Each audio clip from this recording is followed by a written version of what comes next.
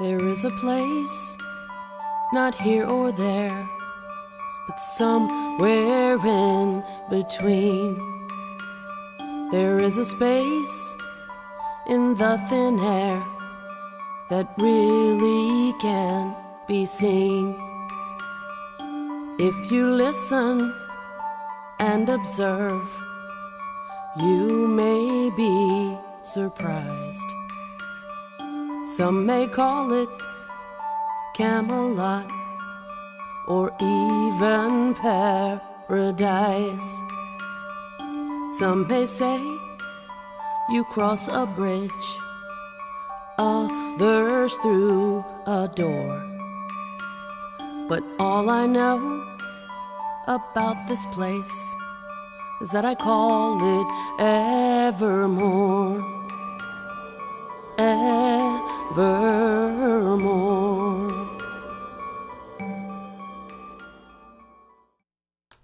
Good evening, sweet spirits. Welcome to the show. I'm Kat Kirkpatrick. I'm going to be doing an interview with Suzanne Sorrell, the host of Evermore Paranormal Network, and we'll be talking about her and her life. So how are you doing today, Suzanne?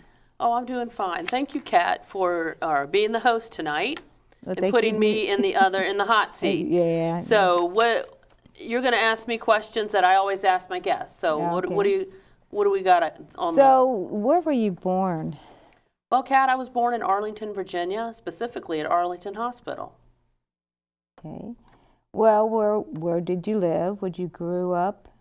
Well, in my early years, I lived in Falls Church, and then for about a long time, I lived in Annandale, Virginia, and then I lived in Fairfax City for another chunk of my life, and for the past 20 years, I've lived in Manassas Park, which is Prince William County area. It's not Prince William County, but within that area. So you lived in Virginia for a long time. I was born, raised, and still live in Virginia, and mostly in Fairfax County until the last 20 years. Okay. Do you have any siblings? Well, I have a half-brother. His name's Stevie. Stevie passed away, though, years ago at a young age of 41. He had a heart attack while mowing the lawn. Sorry. So, we never were raised together, though. We really never had much of a, any kind of memories together at all. No, I'm sorry about that. I'm asking about your school, and did you ever go to college? Well, yes. As you know, Kat, and you and I have been friends forever. I went to Annandale High School. I'm proud to say I'm a graduate from Annandale High School. And then I went on to college, 5 colleges and universities where I studied the justice field. I went to school at Northern Virginia Community College in Annandale, studying police science. Then I transferred to George Mason and studied law enforcement. And then I went on to get my master's in forensic science, which is like the CSI, when you watch the show CSI. Right, I think that's cool. It is. And from there, I said, well, I got a master's now, why not get a PhD? So I went on to University of Maryland and studied, well, at that time, they barely had any PhDs in the field. So that was like the top school and the closest school. So I studied, worked toward my PhD in criminal justice and criminology. And then I transferred to American University years later and pursued my PhD in sociology and justice. So my background is the justice field. Okay, did you ever wanted to pursue that? Oh, yes. I do. Actually, I did work as a contractor for the Justice Department for years. And I'm also a licensed private investigator, and I have my own business. Oh, how awesome. How awesome. And I'm going to ask you about your personal life. Are you married? Well, yes, I'm married, and my husband is running everything right now. He's watching us. And he is in the control room. He's the director for the show, Jim Sorrell. And we've been together over 35 years. That's wonderful. That's great. And also, do you have any children? Well, I never had any of my own biological children. I waited too late. I was pursuing my education, And at the same time that I was finally ready to have kids, I got cancer. And when I got cancer and went through chemo, that pretty much ended my possibility of being able to have biological kids. But I do have one stepson from Jim's previous marriage, and I have 3 granddaughters. Well, my stepson's Bradley, and I have 3 granddaughters, Olivia, Hannah, and Delilah. Oh, how wonderful, how wonderful. I know you're a pet lover. Do you have any pets? Oh, yes, and you know my pets are my kids. Now, as we spoke earlier on other shows, I have 2 dogs that passed away a while back, Chance and Storm. And for 3 years after the second one passed, I really didn't think I'd ever get pets again because it just ripped my heart out. So, but one day I saw these 2 twin Siberian Husky sisters online at the Fairfax Animal Shelter. And I saw them that night. I told my husband, I said, I'm ready. I'm finally ready. I was there when they opened. I got both of them. Oh, how wonderful. They were 5 years old at the time, so they were already senior dogs. But we got them, and now they're 8 years old, and their names are Rain and Casper. Aw. Casper, you obviously know why I named one Casper. Yes. And so, if talking about occupation, and you already explained. Well, yeah, you know, being that I spent most of my life studying the justice field, my real goal in life when I was going to college was to I really wanted to know why people commit crimes. And I was in the process of developing a theory of, let's have one theory that would explain all criminal activity, okay? And that's what I was studying, criminology. But then, long story short, I also started my PI business, and I'm a private investigator on the side, and I'm an antique dealer like you. And on top of that, really what I do now, my passion is the paranormal, and basically I live and breathe 24/7. That's everything to do with paranormal. Greatest occupation right now. Yeah, because you know now I spent the first half of my life studying the justice field and kind of got burnt out, and now this is a second calling for me. Yeah, and what else besides of doing the paranormal stuff? What else do you do in the paranormal? Well, I antique. I drag you along. Many times we go out and look for stuff. We love that. We really enjoy that. I got back into roller skating. Back in the day, one of my first things that I wanted to do was be an Olympic roller skater. I don't even know if they had it in the Olympics, but that's what I wanted to do. And so now I've actually started skating again in the last year or 2. I'll never be an Olympic skater. You know, I'll never be. I haven't fallen yet. You still can enjoy roller skating. I'm too old, too out of shape. No, you can still roller skate. But the one thing. Better than me. Yeah, well, neither of us have fallen yet, right? No. So the one thing that makes me feel alive is when I sing. And I wanted to be a singer as a child, and now I'm back into that. But I sing and write songs for the dead. I sing to the dead. I write about people. I write songs about people that have passed on. I connect with them through song, and that it really fulfills me. I think that's wonderful because you don't see too many singers sing to the dead. Yeah, I don't know if anybody does. So, you know, the dead can't buy CDs, and I'm not in it to make money. I have a purpose and a reason for it. It's not about making money. So obviously nobody's going to sing to the dead unless, you know, they're not going to buy the CDs. It's not a money maker, let me tell you. So there you go. That's me.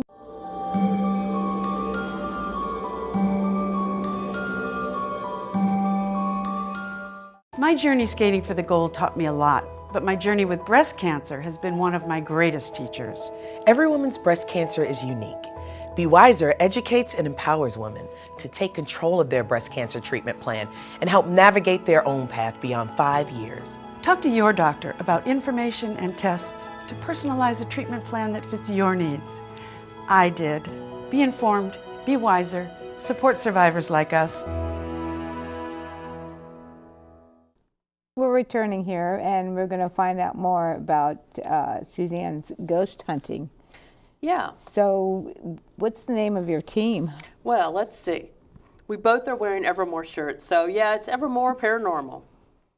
And how long has Evermore been starting this new exciting? Right. Well, Evermore is going to be 7 years old in May. Wow, that's a long time. So what's the role on the team and the duties? Well, I founded the team. I'm the lead investigator, and anything else that needs to be done, I do it. I try to delegate stuff to other team members, like, you know, they're also investigators, or they help with the equipment and this kind of thing. But basically, I do everything that needs to be done. You're pretty awesome at it. Well, thank you. Well, why did you start Evermore? Well, originally Evermore was supposed to just be, I was going to do ghost hunting events and tours at a location, but it snowballed into a lot of other things. So it's way more than that now. Well, that's good because it's gotten bigger. Definitely. Are you a believer or a skeptic? I'm a believer. You know that. You know that. Absolutely. And so why, right? Why am I a believer? Why are you a believer? Well, I've had countless firsthand experiences since childhood. And so that's why I'm a believer, because I have witnessed it over and over and over again. So I'm sure you had scary times. You had yeah. So yeah. I was trying to give you another different question of right. So well, let's go on with the next question. The favorite things about ghost hunting and the paranormal. Yeah. Okay. So my favorite thing about ghost hunting is searching for answers and getting them validated, you know, getting a confirmation. Yeah, I'm looking for an answer, but then I get evidence to prove what I'm looking for. Now, my favorite thing about the paranormal field is meeting people with the same passion and commitment to the field. It's just amazing when you run into people that really want to do the same thing you're doing, and they really live and breathe it also. Okay. My least favorite thing. Your least favorite thing. Yes. My least favorite thing about the paranormal and about ghost hunting and the field would be the conditions of the locations. As you know, they're cold. A lot of times they're cold. They're dirty. There are no bathrooms. That's a biggie for me. I like to have a nice bathroom to use. You know, the last location we were at, it was cold, rainy, dreary, nasty, and there was a porta potty that was on a slant. I was like, oh, that was horrible. Yeah. Now, the least favorite thing I like, the least favorite thing about the field, my least favorite thing, is the paradrama. There's so much in-field conflict and jealousy that goes on. People should support each other, right, you know, and not be fighting amongst each other and, like I said, jealous. Yeah, and try to help the dead.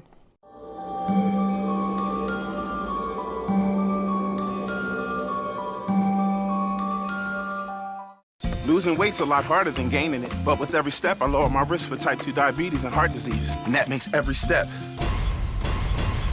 very much worth the effort. Learn how you can help stop diabetes. Visit checkupamerica.org or call 1-800-DIABETES. Hi, welcome back. We have more questions for Miss Suzanne. The first question is, what's your first paranormal experience? Well, my first one, I was 8 years old, and it was a near-death experience. I almost drowned.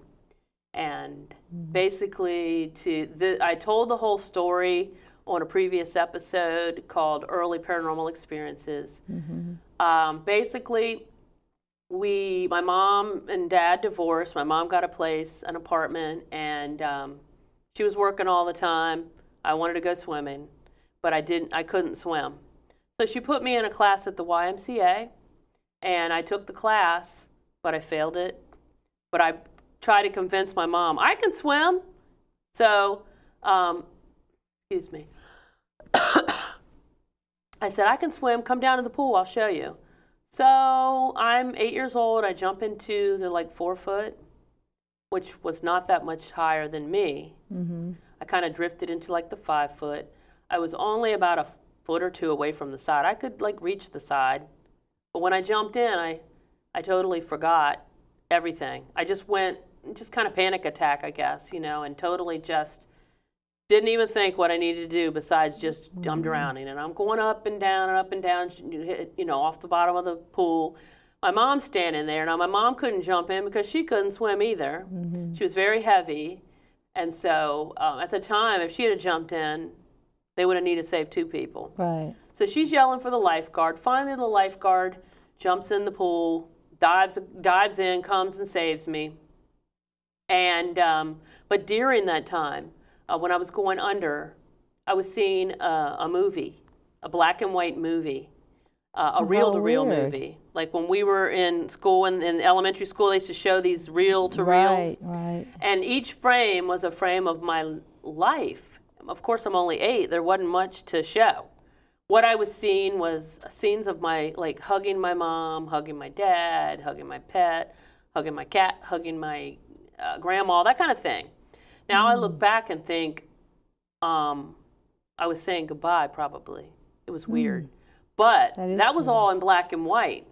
What was really scary and what scared me and still sticks with me to this day and this very minute. Next question is has the scariest thing happened well, to you? That's another story. But with this story, what scares me the most about the first paranormal incident was that the devil kept peeping in the movie. The devil kept showing itself. Even though the movie was black and white, the devil was red, the typical stereotype that everybody thinks, red with horns and a tail. Right. And so not only did he keep peeping in, so obviously I didn't drown, but I started seeing the devil in my mirror in my room for the next 10 years in that apartment. Oh my gosh. And therefore, that was the first paranormal experience that I had. I don't know if you consider it paranormal, but it's definitely supernatural. Yeah. It's the first thing that I think the day that I almost drowned, it opened the door to the other side, that I may have been, somehow they saw me, and that's basically pulling you toward that field. Yeah. And so that was my first paranormal experience. Now, believe it or not, you were going to ask me what my scariest one was? Yeah. Okay, well, you know this one. You know this one. I mean, you think that would be scary. But basically, this one was at the community center. If I have to say, it's really hard because I've had a lot of scary moments. But I was thinking about it, going, what would I say was scary? And it's the time when I was at the Manassas Park Community Center. We were doing an event. No, that time, I'm sorry, we do events there. We used to do events there. Right. I was up there at the community center for something, and it was during the day when business hours, people were around and so on. I go into the bathroom. Now you know what I'm leading at, because you know this story. I went to the main bathroom, and nobody was in the bathroom. There are 3 stalls, and then there's a handicap stall, which is bigger. I went into the bigger stall because it's roomier.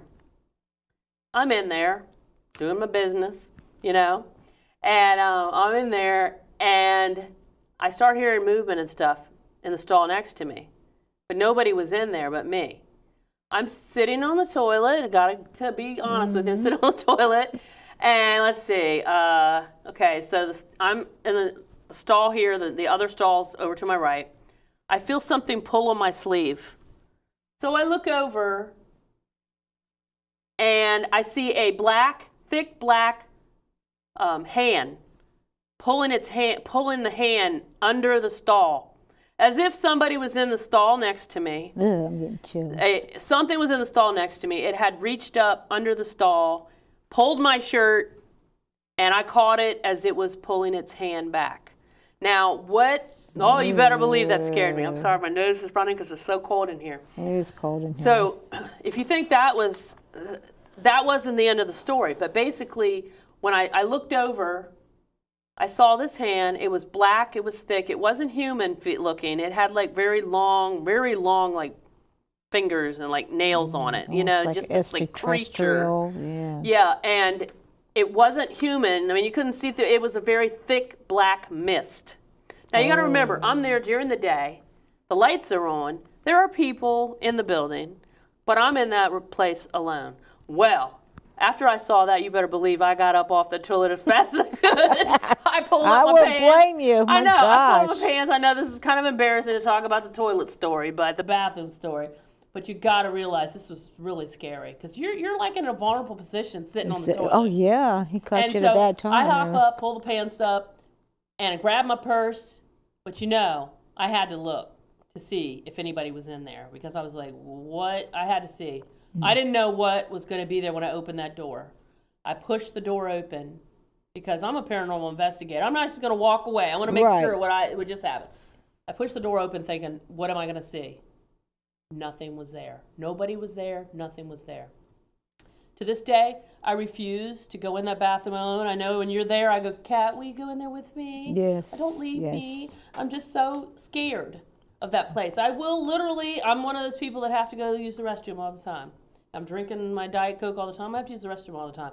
I will literally hold it to get home, till I get home. I will not go in that bathroom. I wouldn't blame you. And so there you go. That was. I wouldn't go. I wouldn't definitely go back in there. Exactly. And you've been to that location many times, and you know that I'm telling you what I saw and what I experienced. Well, I do certainly believe you. So you got time for one more story, right? Yeah, you have more story. A profound paranormal experience. Okay, profound. Well, profound to me means a story something that happened that made me think twice about being in the paranormal, whether I should stay in it or not. And now, like I said earlier, my first paranormal experience or whatever is when I'm near drowning, seeing the devil that followed me for 10 years at least. But what happened, and as a child, I also saw a ghost at 14. That was my first ghost that I saw in the same apartment.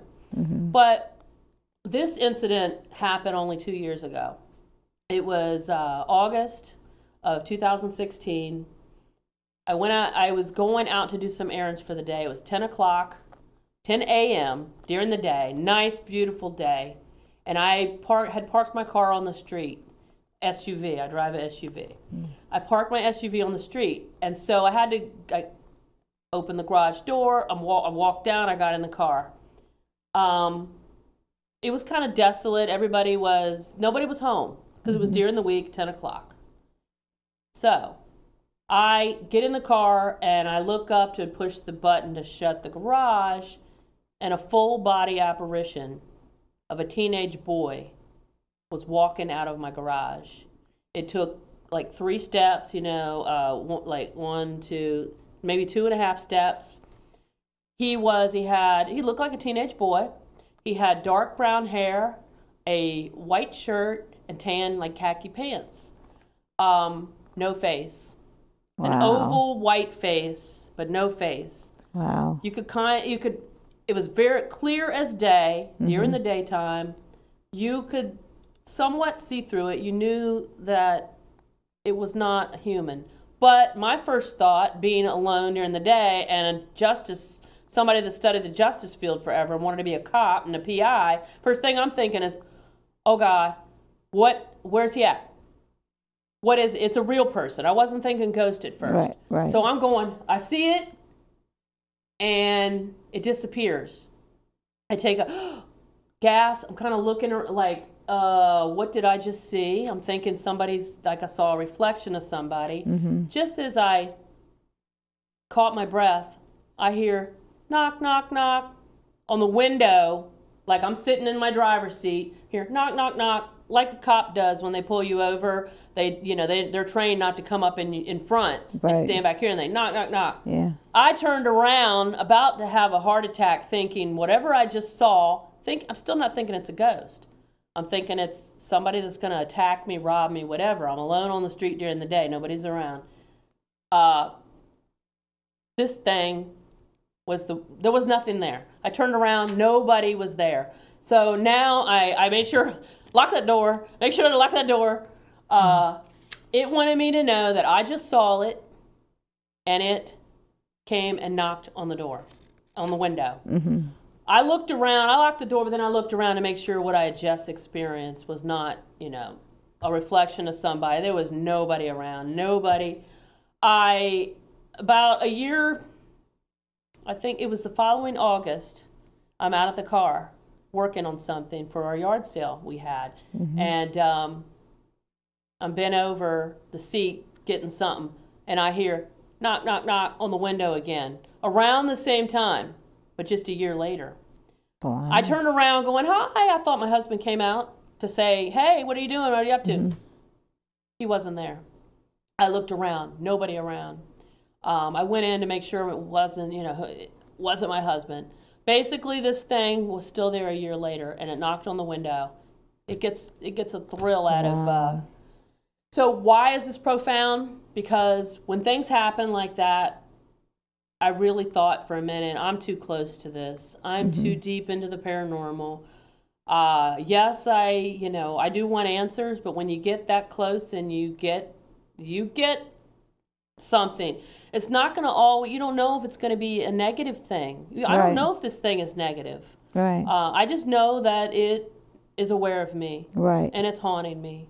Yeah, he So, wants you to know he's there. Periodically, there's a lot of things that have happened to me, profound experiences like that, and every time something happens, I literally lay in bed at night going, I'm quitting the paranormal. I fall asleep, and by the next day, Kat, I'm back at it again because I love the paranormal. Yeah, he just wanted to know. Maybe he needed help. Maybe so. Well, that's all we have for right now. I want to thank you for watching Evermore Paranormal Network, and I hope you enjoyed the show. Next time, we'll say peace out.